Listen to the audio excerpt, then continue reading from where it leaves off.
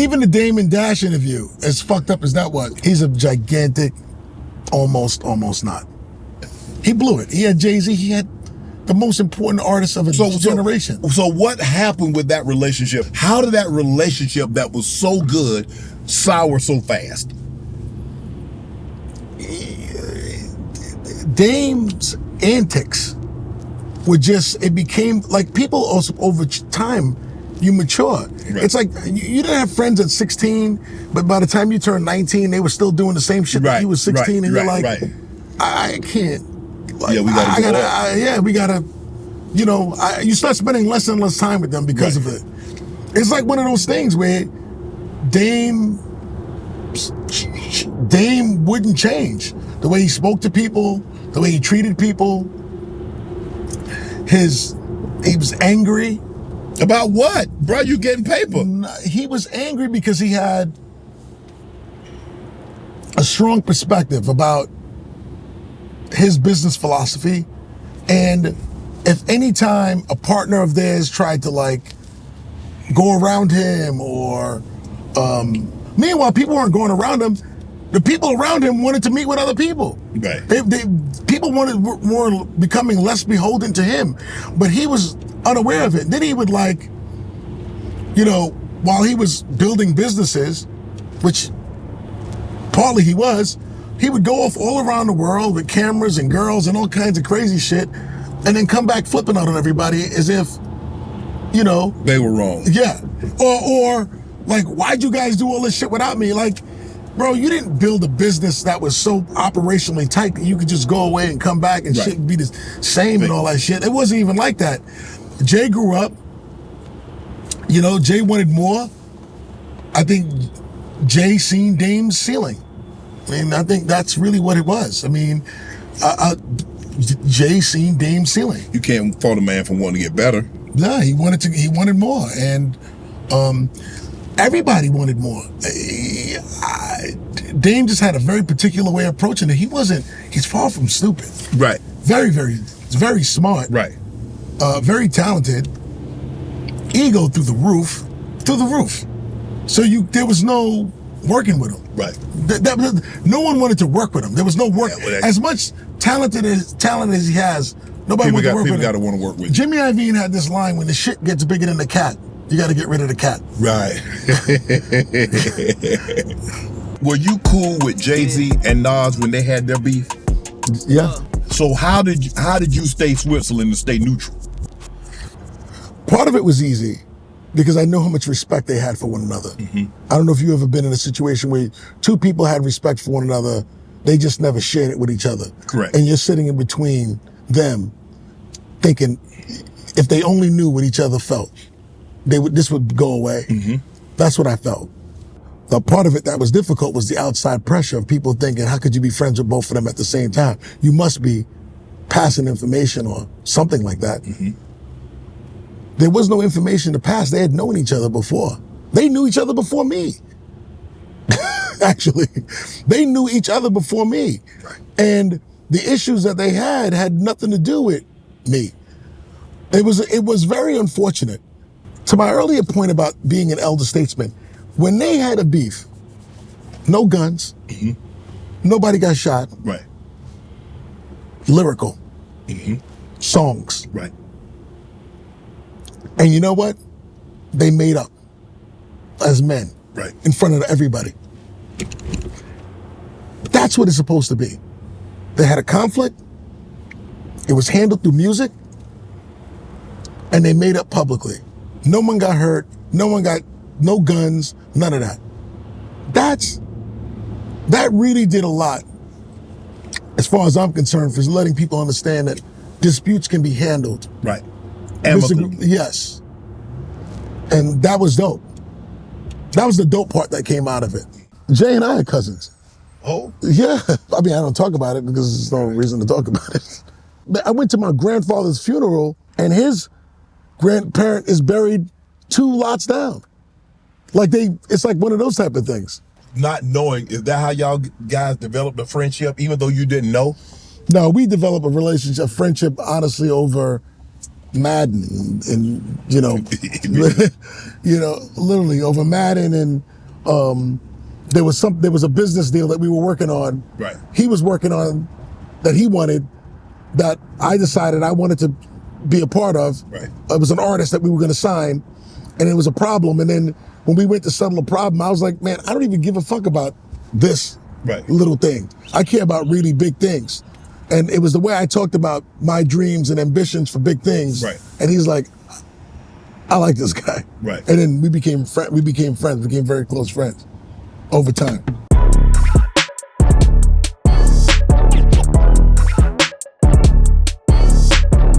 How did you come to manage or be in the presence of Nas after Illmatic? I was representing these producers called the Trackmasters. Okay. The Trackmasters are very talented producers who produced for Biggie. They produced, their big hit at the time was Candy Rain. Yeah. I love. Yeah. They produced that joint. Mary J. Blige, what have you. But they produced under P. Diddy. Right. And he had this group called the Hitmen. So you never really got your own just out of it because you were part of a conglomerate. Your name was just like Puff Daddy and the Hitmen. So they wanted to get out of the shadows of that and really be the thing. And I, was all for that type of thing, to help get them, set them up, their own business. They didn't have to do all that. So Nas makes Illmatic. Illmatic comes out. Illmatic is successful. And the first thing the Trackmasters want to do, they produced Biggie. They were making big rap records. They wanted to produce Nas. Everybody wanted to produce Nas. The problem was no one could find Nas. Nas is an artist's artist. You couldn't find him. Through a series of events, I got to Nas, spent time with him. He trusted me as his manager, and we went to make the It Was Written album. And the It Was Written album was his biggest selling album of all time. And the first song that the Trackmasters, when I put them together, they made was I Rule the World. Wow. Working with Nas is it's one of the greatest accomplishments I've ever had in my career. Really? Oh yeah. Nas is one of the greatest writers of all time in any topic. Writer. And when you get a chance to work with that level of greatness, one of the best who ever did it, that just doesn't happen. It's just it's a privilege to be able to say that you did that. And at the age of 25, 26, when I was doing it, working with him, when we first started, all I knew was that I was working with this artist who was hot and had make a big follow-up album. When you look back at it 18 years later, you realize you got a chance to work with one of the greatest who ever did it. How did you get him to adopt a more radio-friendly, a more commercial-friendly rap, considering that he had success with Illmatic doing it his way? Who's helping you with these questions? I'm just asking, man. I'm just asking you, man. I'm just, we put a lot of time and research into this to make sure we get to know. It was a risk. He bet on me. He trusted me. He believed in me. I don't know how he knew to trust me. But I spoke to him a lot about the fact that we have to evolve. He understood that. Right. He understood what that meant. So that meant making bigger music, appealing to more than, because his first album, Illmatic, was just considered one of the greatest rap albums of all time. Right. Hadn't sold that much. It wasn't popular, but those who knew it, the purists of the art form, understood it and respected it and held it in high regard. But this was also that plus make money. Right. And we had to make money, which meant we had to, expand and grow, which is what, me coming into the fold and helping him make It Was Written was about. But how do you get him to understand that? Because I read where in the beginning he didn't really care about money and success. He wanted to write. He was a writer. He wanted to perfect his craft. But success and fame and money wasn't what it was about. What he knew was the thing was working. There was a very clear line between the artist that was making successful music and looking successful as a result of it, and the artists who were underground, local. Right. Couldn't get out the local moniker. And he didn't want that to be him. So whether it was about caring about money or not, he definitely cared more about expanding his audience. Right. Right. So it wasn't driven by money. Like, yo, we. But the other thing that was important, Shannon, was that during that time, making money or being successful was a part of what was successful. Right. People wanted to see, Versace and that was part of it. Right. So that was the lifestyle attached to it, to the music. He didn't care about money, but he did care about being successful. Okay. Yeah. So, my interpretation of that was, let's make bigger music, let's make bigger songs, and let's find the producers and the talent that can help us. And that was obviously working with the track masters, going to get, Dr. Dre Right. to produce on that album, which nobody had done before, making music videos and visuals, getting Lauryn Hill to sing I Rule the World. Right. Lauryn Hill, nobody could get Lauryn Hill. Lauryn Hill is Lauryn Hill.